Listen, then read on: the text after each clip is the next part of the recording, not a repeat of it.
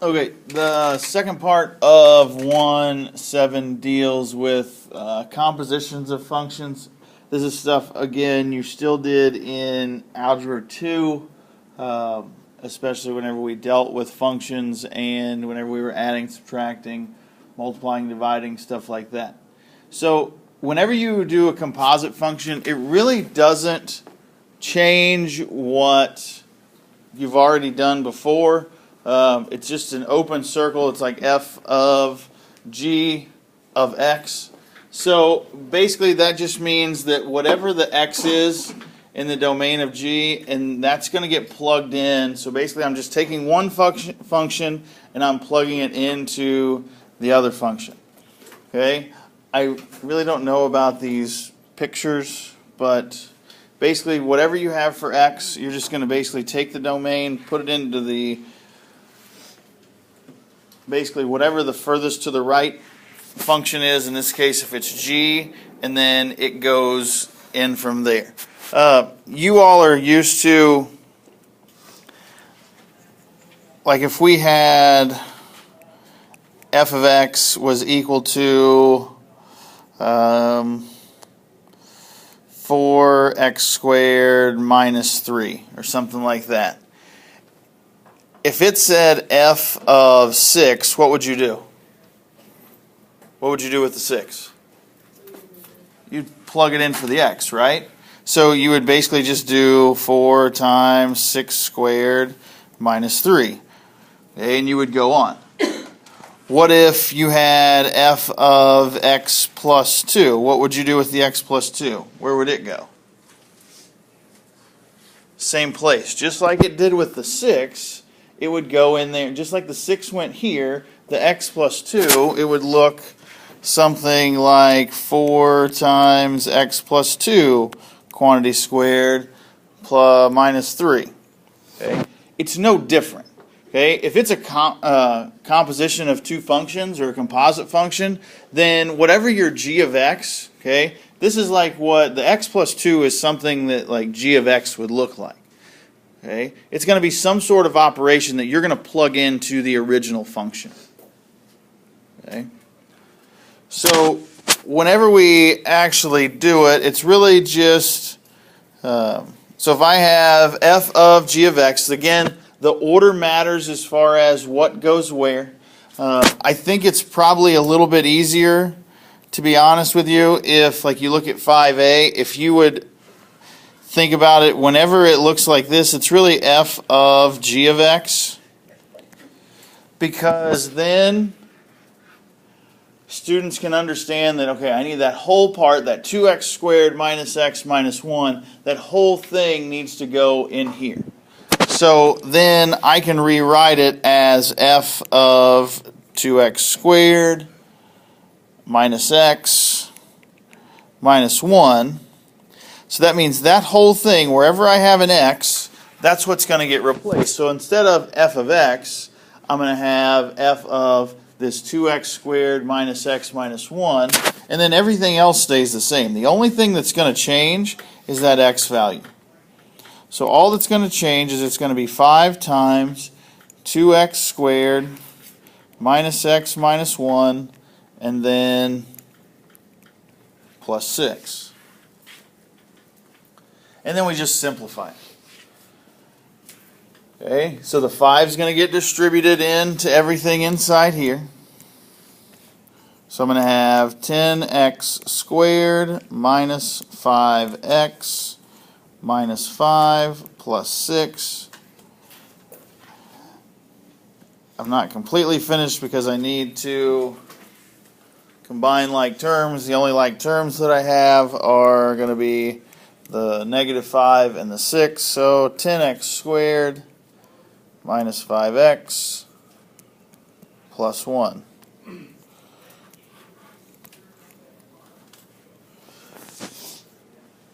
Now, what's my domain?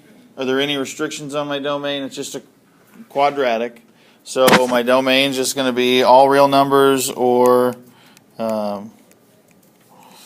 negative infinity to positive infinity. But really it's just plugging in whatever you have.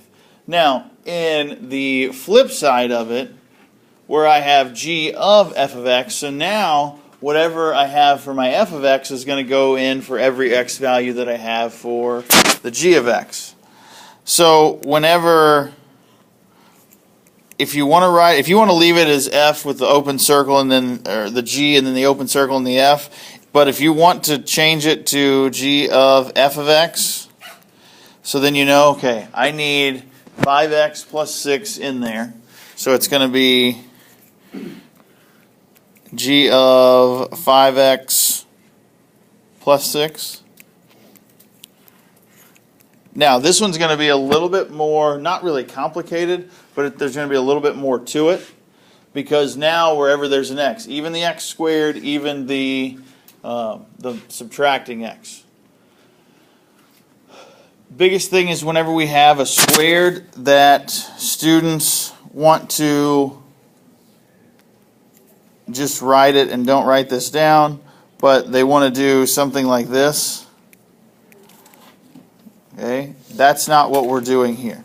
Okay, what it should be is 2. Let's do it this way. 2 times 5x plus 6 quantity squared minus 5x plus 6, and then minus 1. Now, I put everything, anytime I see an x, I'm going to put whatever I have in here, and I'm just going to replace that parenthesis. It's going to make it a lot easier, I feel like, and there's a lot less chance of you making a mistake or somebody making a mistake. So, whatever I have in that, I'm just going to take that whole parenthesis, and wherever I see an x, I'm just going to take that whole parenthesis and put everything right there.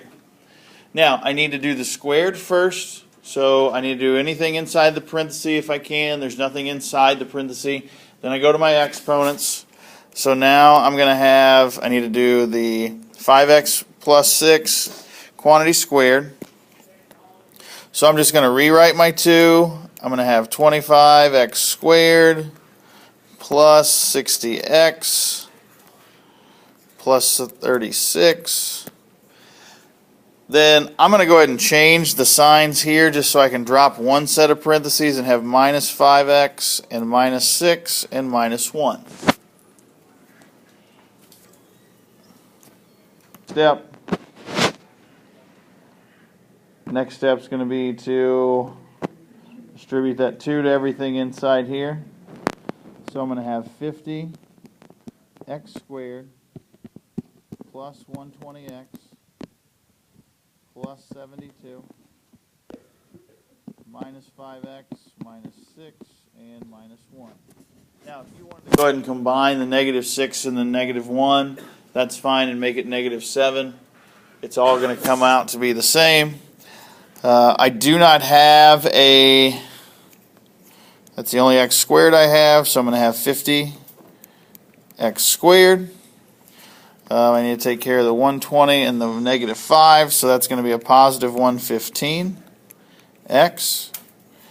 72 minus 6 minus 1 is going to give me positive 65.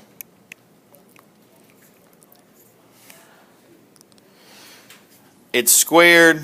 There's nothing divided, so no domain restrictions. So my domain is just going to be from negative infinity to positive infinity.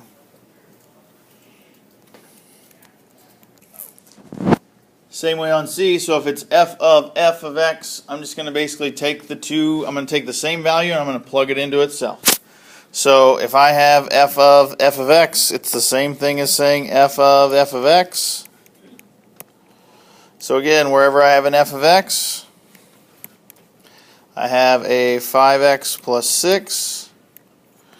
So it's just going to get plugged in. So wherever I have an x, so 5 times 5 plus 6 plus 6. Distribute that 5 to everything inside. So 25x plus 30 plus 6. 25 plus, or 25x, excuse me. plus 36.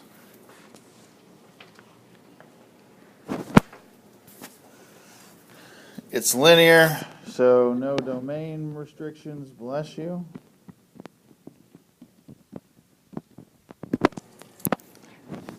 Same way now, if you have something that's going to have a restriction to start, okay, then go ahead and give your restrictions, know what your restrictions are before you begin and before you do any sort of operation.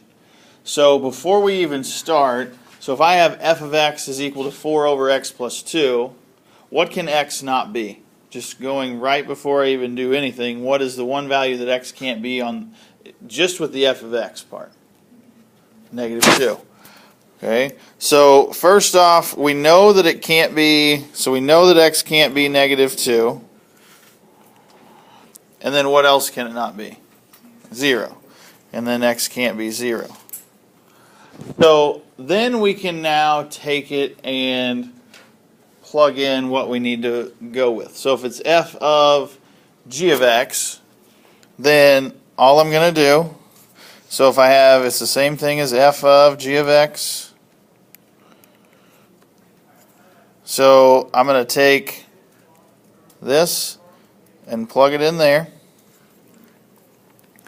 So since it's going to be a compound fraction, or complex fraction, excuse me, then I'm going to have 4 and then 1 over x plus 2.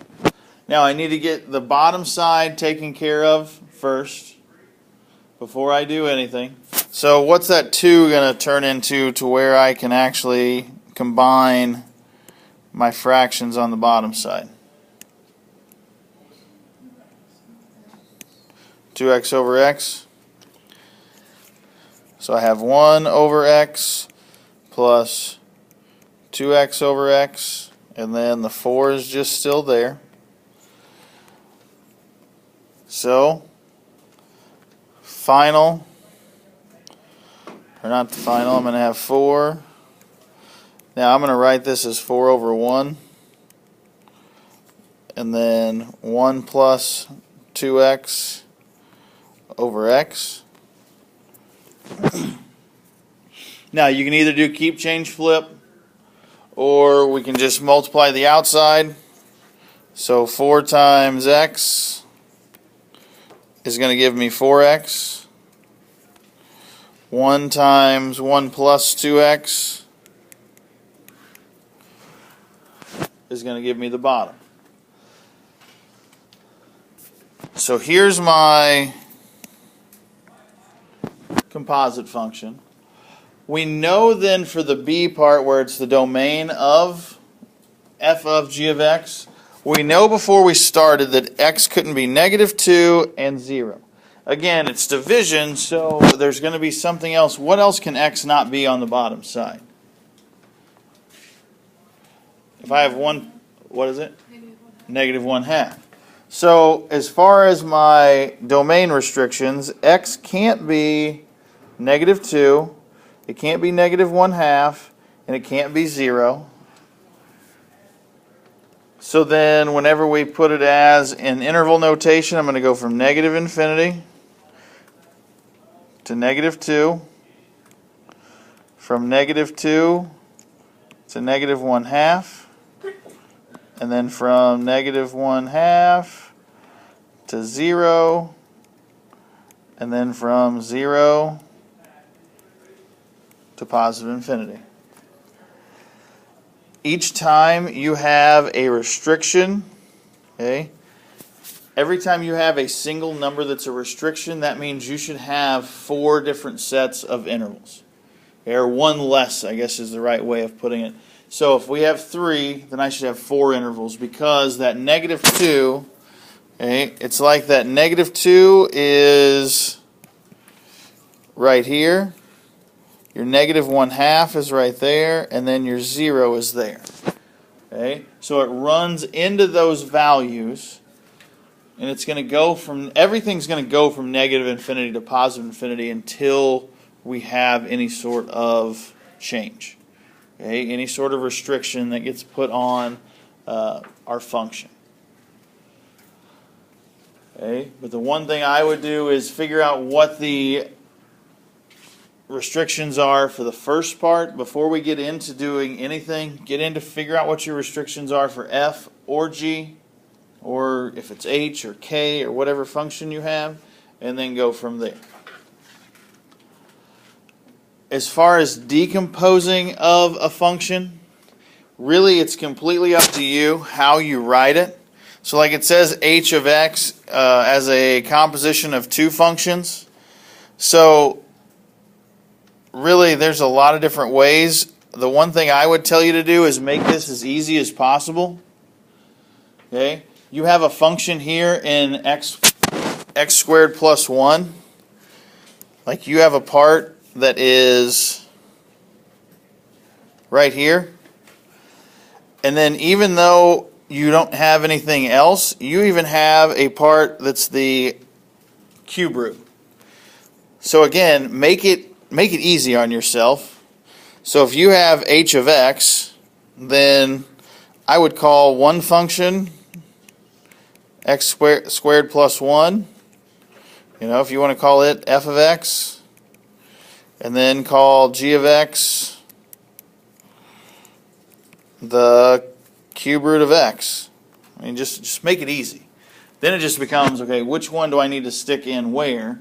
So f of x had to go into g of x, so then h of x is the same thing as